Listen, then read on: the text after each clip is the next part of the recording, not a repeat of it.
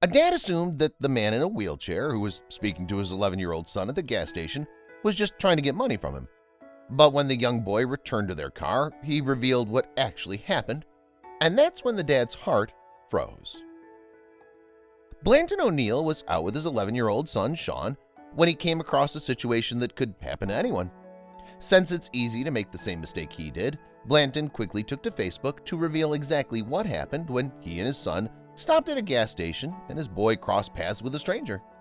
He hopes that sharing the unflattering incident will help others make a difference and prevent them from the ugly truth he was forced to face. I debated making a post of this, as it paints a not-so-flattering picture of me as a person, but I think in the end it's a picture of many of us if we're truly honest with ourselves, Blanton began. Yesterday, as Sean and I traveled to North Carolina for his soccer tourney, we stopped at an exit near the North Carolina-South Carolina border and pulled off at a small gas station for a drink. While I paid, I gave Sean the keys so he could head back out to the car.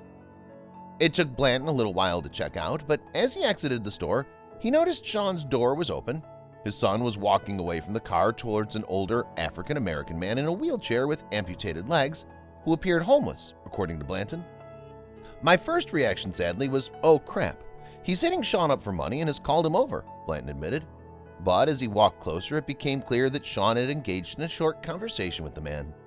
The boy turned around and headed back to the car, so Blanton did the same.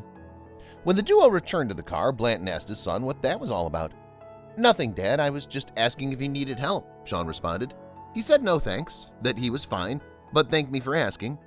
That's when the reality of the situation hit Blanton like a ton of bricks. See, at first glance, I didn't even notice that the gentleman was attempting to cross a gravel parking lot full of potholes in a wheelchair using only his hands. I didn't notice that my 11-year-old child was man enough to see this in the mirror of my car, drop his electronics he was playing with, get out and offer to help the guy, Blanton wrote. As they began to leave, Sean asked his dad if they could give the man some money, so Blanton pulled up beside the disabled gentleman and asked if he could use a few bucks.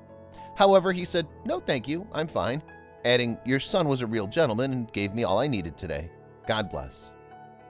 After rolling up the window and starting to drive off, out of the corner of his eye, Blanton saw Sean wave at the guy and he waved back with a huge smile on his face, leaving Blanton asking himself one question.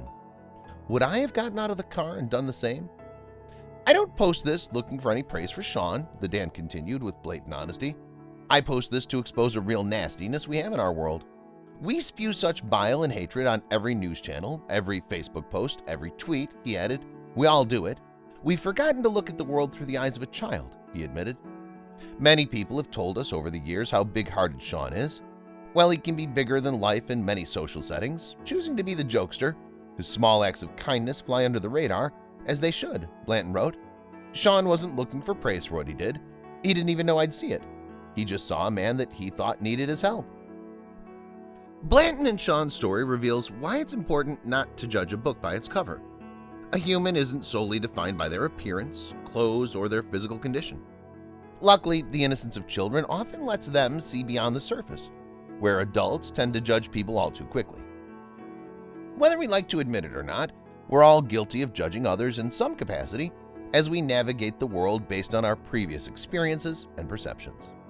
Sometimes we might be right, but sometimes we're wrong.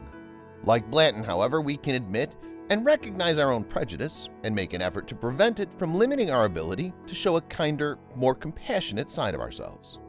But first, we have to face the bleak and dark truth. Then, instead of judging, we can try to see the world through a child's loving and unprejudiced eyes.